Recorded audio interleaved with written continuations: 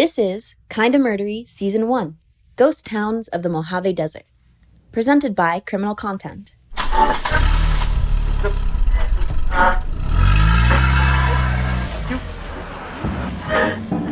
You're rocketing down the 15 freeway between Vegas and LA. It's a scorched wasteland of Airstream meth labs and unrelenting heat. This is no place you'd want to stop.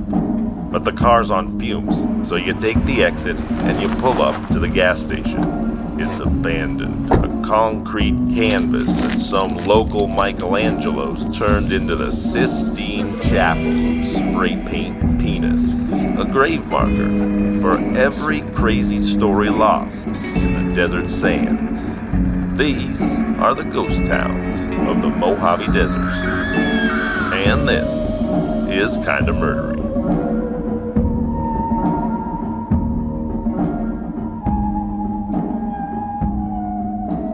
Hey everybody, and welcome to Kinda Murdery Season 1, Ghost Towns of the Mojave Desert. I'm your host, Zevon Odelberg. Thanks for deciding to be here. The Mojave ghost town of Panamint City, California, could neatly be called the Death Valley Deadwood, except that in keeping with its terminal surroundings, Panamint City can perhaps lay claim to being an even more deadly place to be alive than its famed Black Hills rival.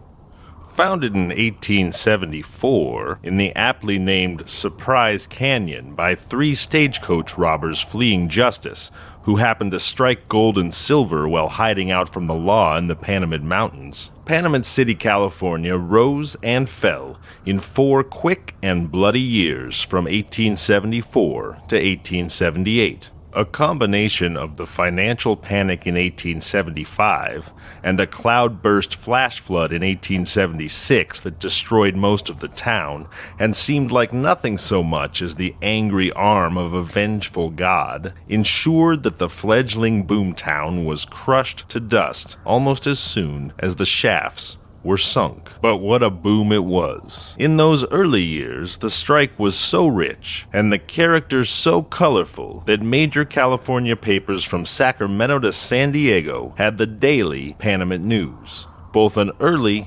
and an evening edition. In its heyday, Panamint enjoyed visits from such Old West titans as George Hearst, Senator Bill Stewart, Billy Bedamned, and Clem Org, master of the bullwhip. San Bernardino historian Fred Holliday wrote that Panamint City was so tough it never had a school, a church, a hospital, or a jail, and the saloons didn't close unless they ran out of booze. According to Holliday, there were over 50 murders in just 4 years. Many of those bodies were interred in Panamint City's Boot Hill, nicknamed the Sourdough.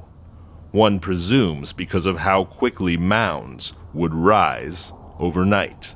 Today, the roads have disappeared, and Panamint City's mountainous wasteland is only accessible to backpackers. The smelter's smokestack is its last recognizable landmark. But as recently as 1975, those same blood-soaked acres still played host to fresh killing, giving Panamint City an over 100-year history of being kinda murdery, pretty darn murdery, and absolutely, positively super duper murdery. Hey everybody, and welcome to Kinda Murdery. I'm your host, Zevon Odelberg. I'm here today with my on-air producer, Adam Volrich. Hey Adam, how you doing? I'm doing well, man. How are you? I'm good. I'm thinking today I'm going to be the George Costanza to your Jerry Seinfeld. The jerk store called. They're out of you, right? Good. I like it. I'm also here with Sean Christensen from Criminal Content. Good morning, sir. Hello. And I'm here with famed ghost, Bigfoot, and alien hunter, Adventure Series host, television producer, Amazon warrior, and real-life Sarah Connor. That's right, Erin Ryder. Wait, I didn't think you were done yet. You can go on. That was a little. Sure. It could go bigger. I feel like you could have gone a little bit bigger. Give me a few more things. I'll try it again. It was great. No, I haven't had an entrance like that in a while. I felt like I should curtsy. A perfect introduction for an audio medium, the curtsy. So, Erin, tell us what you've been up to. I hear you're researching a new show that we can't talk about yet, but I'd love to hear a little bit about your process. I've actually been doing a lot of road tripping. I just did my 5th road trip, but I've been across the U.S. 2 times now. Wow, you really are brave. I've done 10 national parks and 8 national forests. And yeah, it's, I think it's been a good time to kind of explore our own backyard since we really can't do anything else. So are you in the car all the time then?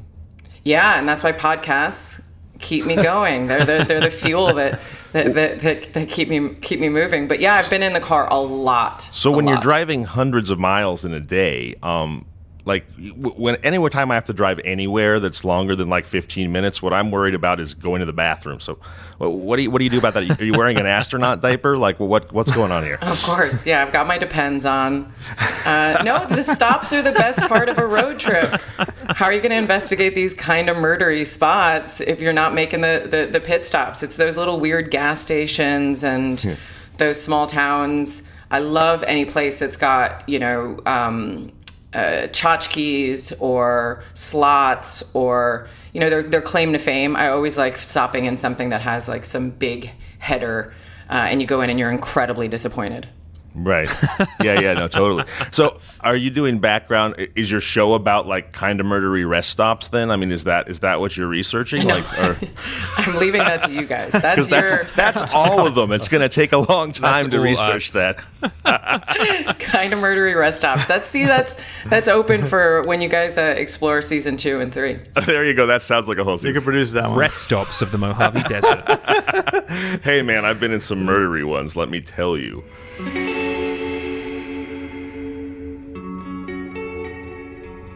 You've been so many places, aliens, Bigfoot, all of these things that people are obsessed with. There's a huge sort of Bigfoot or alien industrial complex where people are just trying to profit off of the conspiracy. There's also some really good Bigfoot porn out there. Oh, yeah. I love that you just described that it's really good. Into the furries. It's good. Yeah, okay. It's it good. has been watched and Cue all the observed. Googling right now. Well, yeah, there was, I think it was a Virginia senator who, he got in trouble for something, and when they were investigating what he was in trouble for, they found all this Bigfoot erotica on his hard drive.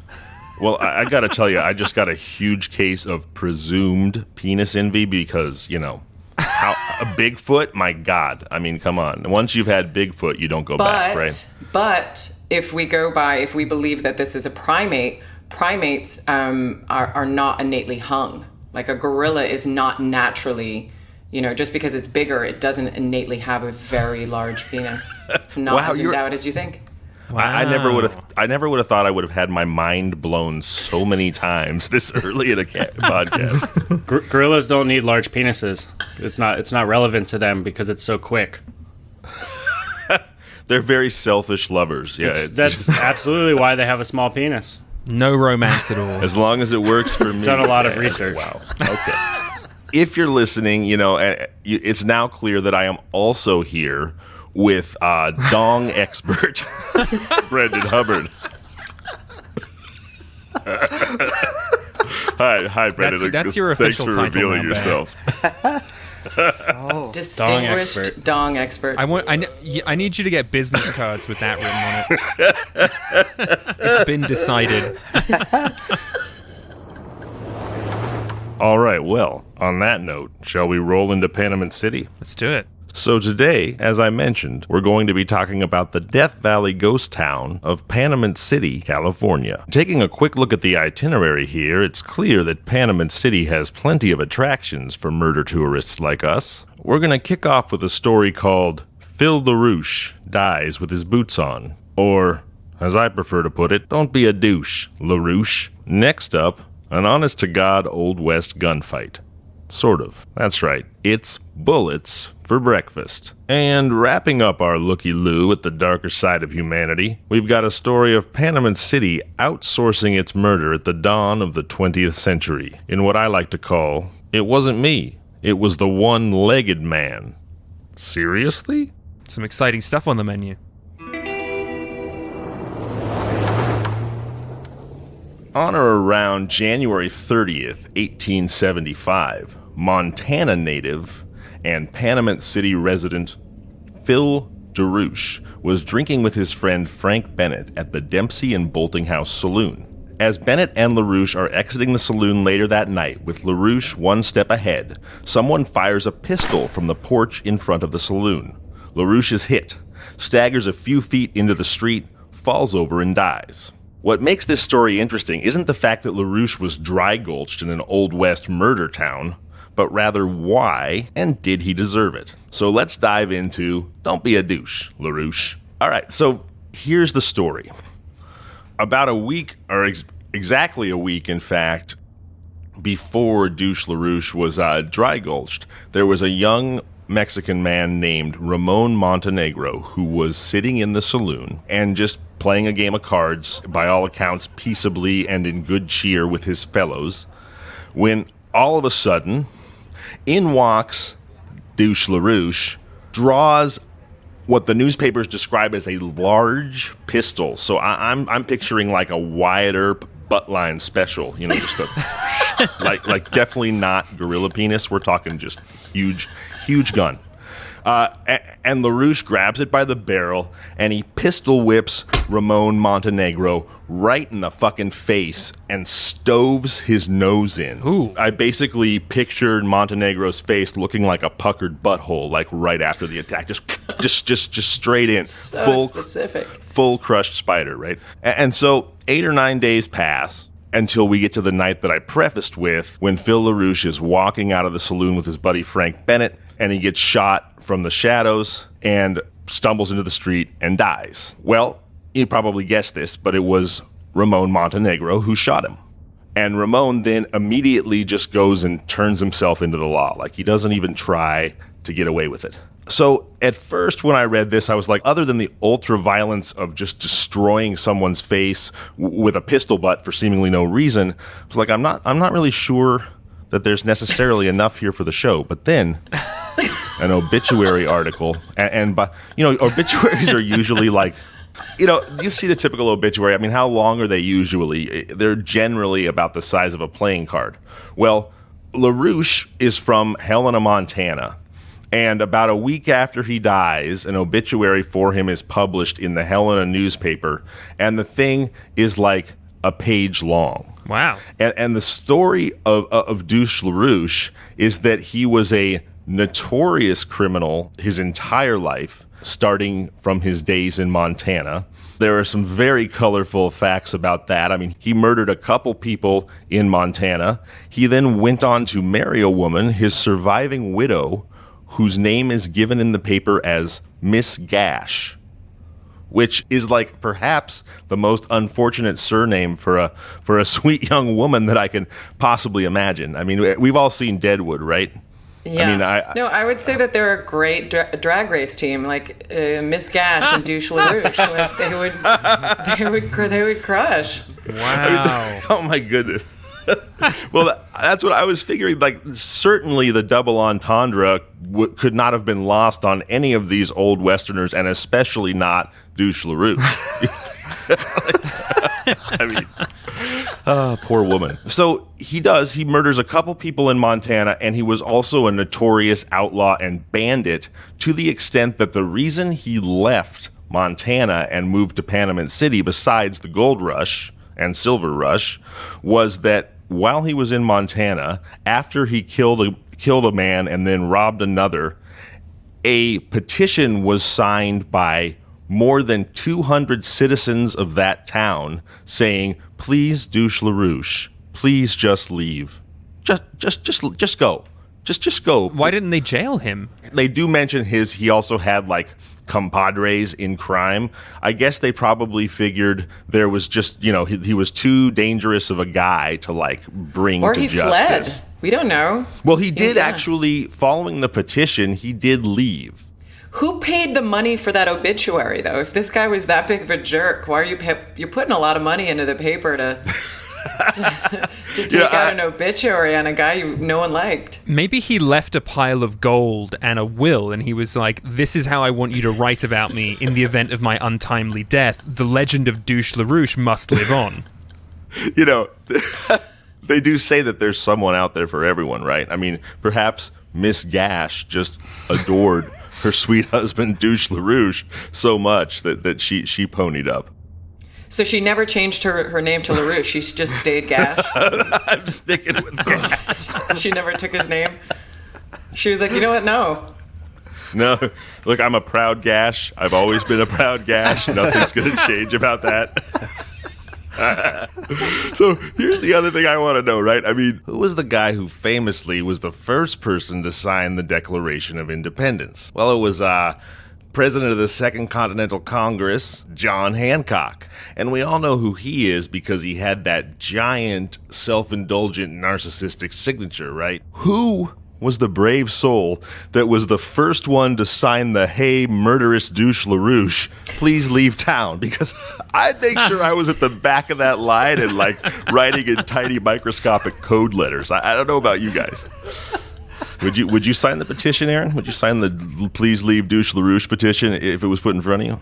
We all know I'd be friends with Douche LaRouche and Miss Gash. There's no question. We were buddies. We went back. Like, he borrowed some money from me. He never repaid it, but we're still fine. We're still good. Like, there's no question gosh. I didn't sign that. We've arrived at story number 2, and we're not even going to leave 1875. Mild-mannered faro dealer, notorious gunslinging murderer, and occasional upstanding citizen of Panamint City, James Jimmy Bruce, guns down Robert McKinney at 6 a.m. in the morning before the first stagecoach has left town.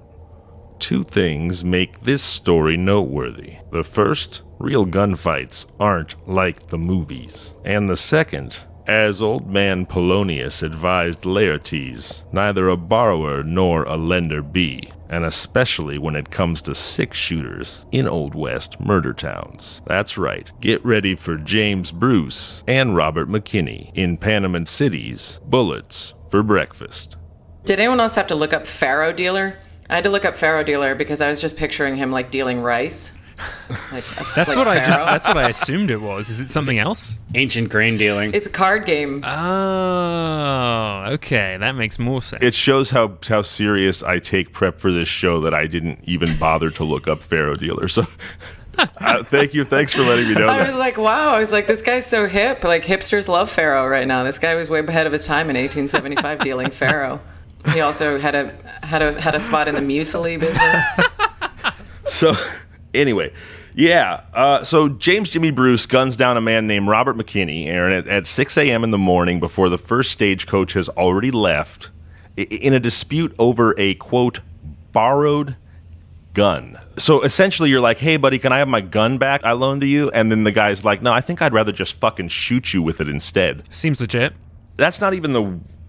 It's totally legit. Who borrows a gun? Right. Who loans a gun to someone that they're not close enough with? If you're gullible enough to give someone a gun, they're like, hey, can I borrow that? You're going to get shot. You deserve it. Basically, I've already told you what happened. Guy borrows a gun. Guy whose gun it is wants it back. They end up shooting each other. Here's where it kind of expanded my mind a little bit. In any gunfight movie we ever see, you know, it's high noon. The guys are standing like 150 feet apart. The town's gathered on the boardwalk. When you have to shoot, don't talk. All that bases loaded ninth inning drama, the whole deal. First of all, I don't know if any of you guys are gun owners, but if you've ever tried to shoot a pistol and especially a revolver, the distance that you always see gunfighters standing is utterly absurd. I mean, your typical practice distance is about 7 yards, 21 feet. And that's when you're like, I'm a police officer and I want to make sure I can hit what I need to hit. So what we see in the movies is preposterous. And but Zevon, it looks really, really cool. It does, kind of like football on TV versus football in person. You know, it's that bird's eye view. It just does everything for us. So basically what happens is these guys both shoot each other 4 times. Whoa. and they're both grievously wounded.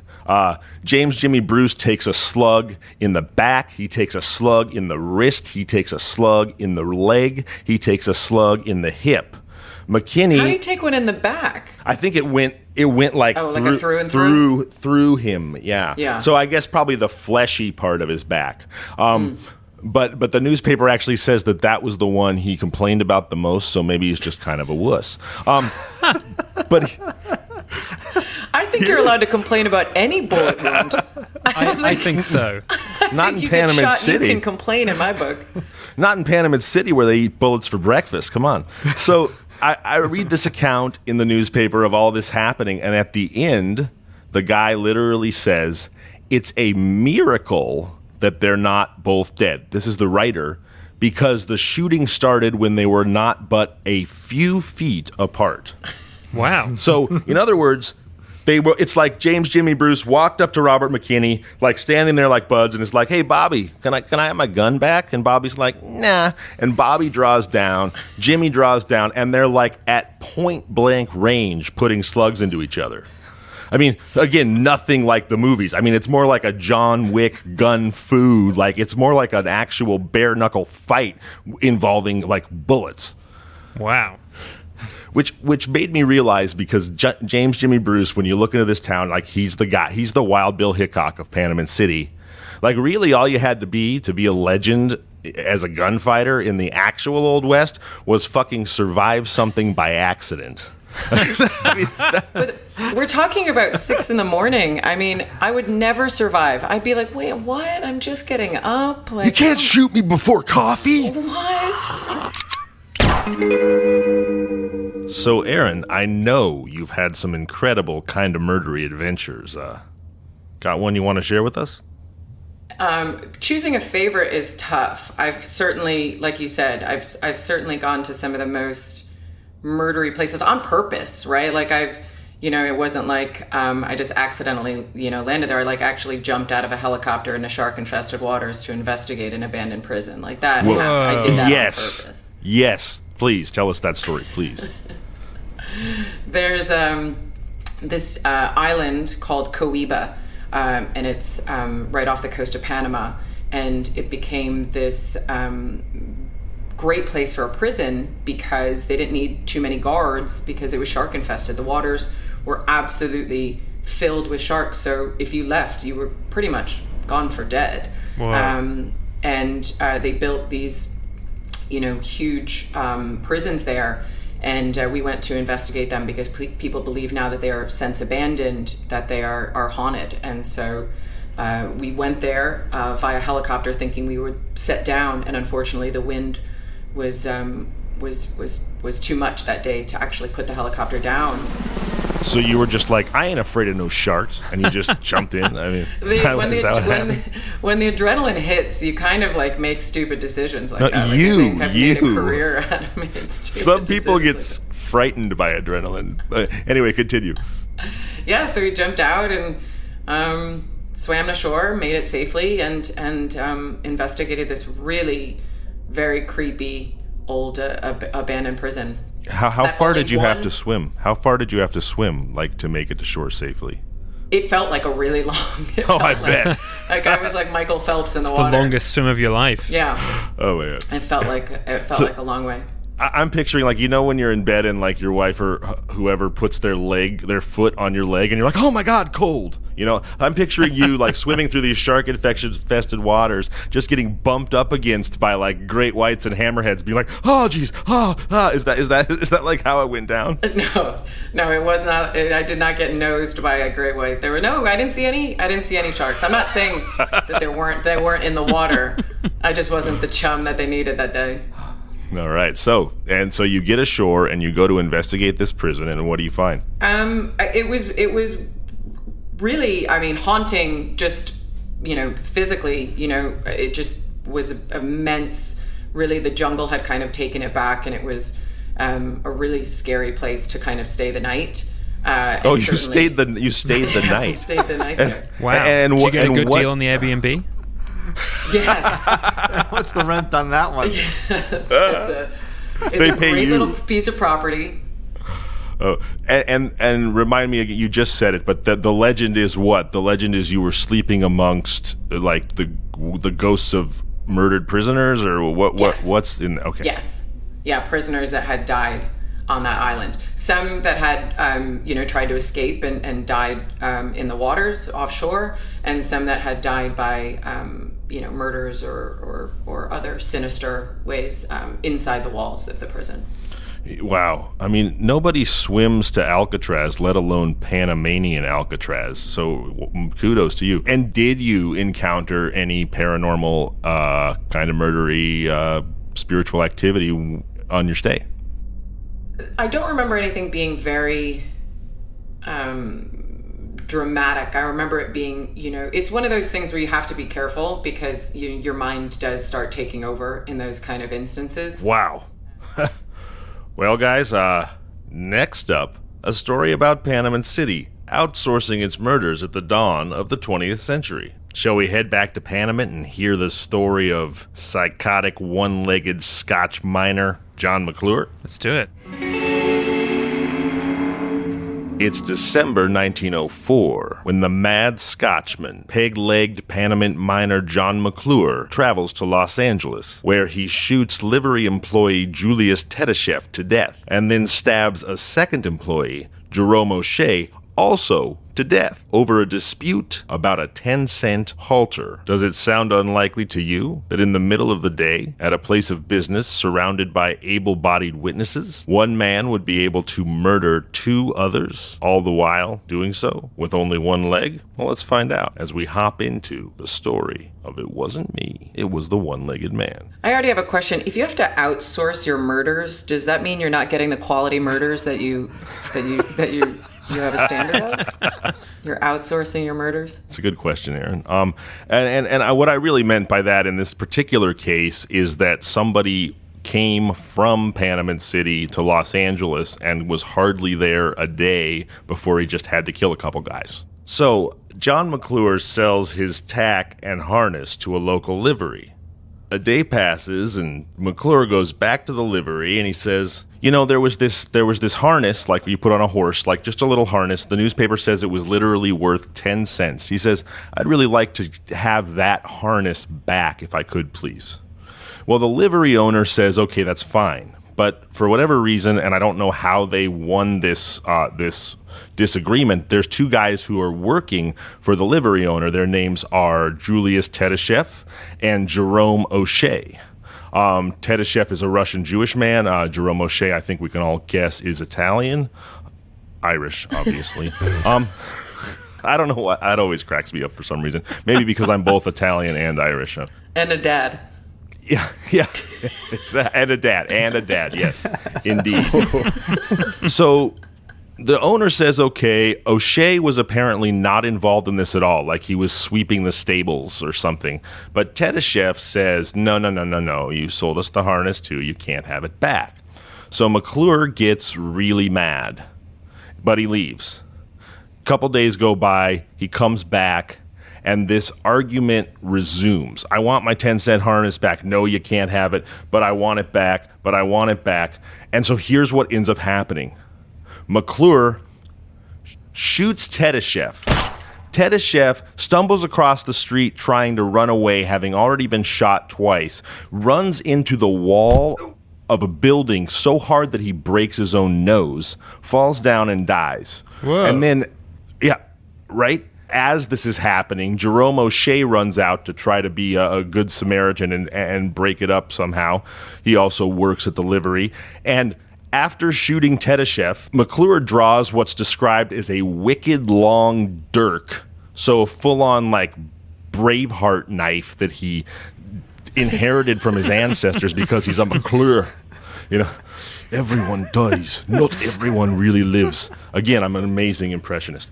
So he pulls out this fucking jagged dirk, grabs onto O'Shea, and it says knocks him down and stabs him repeatedly, as in over and over, as in they don't give us a number of times, until O'Shea is also dead. And I imagine that happens fairly quickly, so it's overkill. here's what's really crazy about this story. I mean, besides the fact that it's obviously crazy to murder two guys over a 10-cent halter, but John McClure, the shootin' stabbin' Scotsman from Panamint City, has one leg. One leg. Wow. 1904. We don't have the Oscar Pistorius murdery Blade Runner carbon fiber legs yet. Like this is basically right around the time Long John Silver had a peg leg. So can we talk about how an old miner with one leg manages by the way, in public during the day at a business with multiple bystanders and other able-bodied men nearby. A guy with one leg manages to shoot a guy to death and then draw a knife and wildly stab to death another guy. It just proves handicap. They don't hold you back. Yeah, like don't tell me that guy needs a handicap pass. But this is a story. This is the true story. This is the original story of the customer is always right. And this is why. This is just give him the halter, and it would have been customer is always right. Just give him the halter, let him go his own way. Public service announcement. I am actually a disabled person myself. I have cerebral palsy, and I have my own handicap passes. So just in case anybody feels like we're mocking disabled people, we are, but I think I'm allowed. We're not. But yeah, so I'm not quite, this is nuts. I mean, I think about it and I'm like, man, like I have two legs, but one of them's much stronger than the other, and I have much more control over the other. Like, have you ever seen My Left Foot, where Daniel Day-Lewis can only move his left foot? Well, basically, my left foot, I have the inverse of that. My left foot's the only thing on my body I can't move. Like, I can't wiggle my toes and various other things. But it means that I have terrible balance. Like, I'm not even kidding you. Like, if I have my AirPods in and I'm sitting and I stand up to walk, I can get kind of like vertigo seasick just from having like my AirPods in my ears, because like my inner ear's like a little fucked up and my balance is so bad. I sometimes have been known to fall down or fall off a bike like standing still, just like because I kind of space out for a second and I'm not paying attention to like rooting myself in place. This is all true. It's not a joke. I'm just picturing you as like a little weeble wobble now. Yeah, I am. I'm like the smallest Russian nesting doll. You just push me a little and yeah, exactly. So I'm doing all this because when I read this story, I was like, how on God's green earth is a man with one leg managing to like chase down this able-bodied Irishman whose job it is to muck out horse stables, which, by the way, that's a hard job. Chase him down with a knife, tackle him, in other words, essentially have the better balance and the lower center of gravity, tackle him, and then stab him to death. Because they breed him different in Panamint. These people have adapted to this harsh climate. I can imagine that changes someone, you know? People are less forgiving than the city. Yeah, that could be it. That could be it for sure. And then the other sort of sad coda to this is that McClure, believe it or not, despite being such a desperado over a 10-cent halter, immediately goes and turns himself in. He walks into the sheriff's office. He puts his gun and his bloody knife, on the desk, and he says, "Here's my gun. Here's my knife. You'll find 2 dead bodies at the livery." But ultimately, he is only charged with 1 murder, despite clearly murdering 2 people and confessing to it and delivering both murder weapons. Now he had a 2-for-1 murder. Yeah, he got a BOGO on that. So I think there's sort of a MOGO. Yeah, oh my God, a MOGO. That's another T-shirt. What MOGO and douche LaRouche. So, Erin, on this show sometimes we like to play the kind of what if wondering game. It's like why only 1 murder? And I have a couple of conjectures I want to share with you guys and see what you think. One is that because Jerome O'Shea only worked there and was not involved in the 10-cent halter dispute, perhaps he was only charged with O'Shea's murder because maybe they thought he had a point about the 10-cent halter. And back in those days, it was a little bit like, Victorian England, where it's like, well, if this gentleman insulted me or if I'm in the right, I can just straight up murder you and it's all good. So there's that version. And then the other sort of more upsetting one would be that perhaps because Tedeshev is a Russian Jewish man, that they just don't really care that he was killed.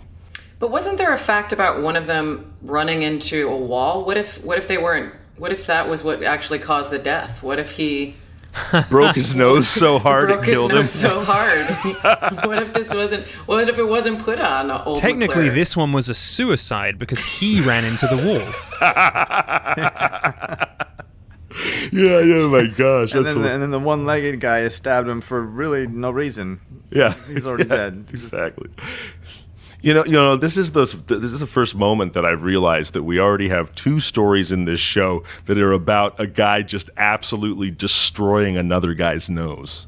I mean, is that just happening all the time in the Old West? Like, if only they'd had plastic surgeons, huh? They would have been making a mint. It's just a really dark version of I've got your nose. A Panamint.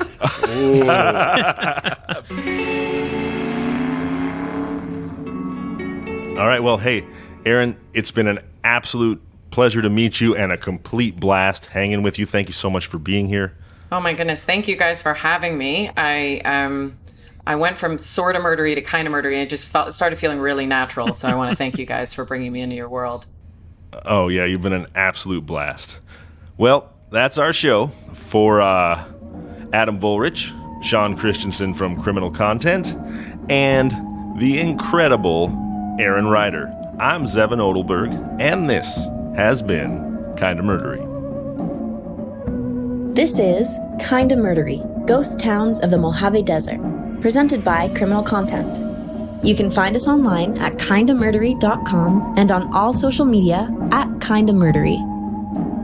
Email us at contact@kindamurdery.com. Listen to us on all your favorite podcasting apps: Apple Podcasts, Spotify, Overcast, Google, and more. Don't forget to rate, review, subscribe, and tell your friends about the show.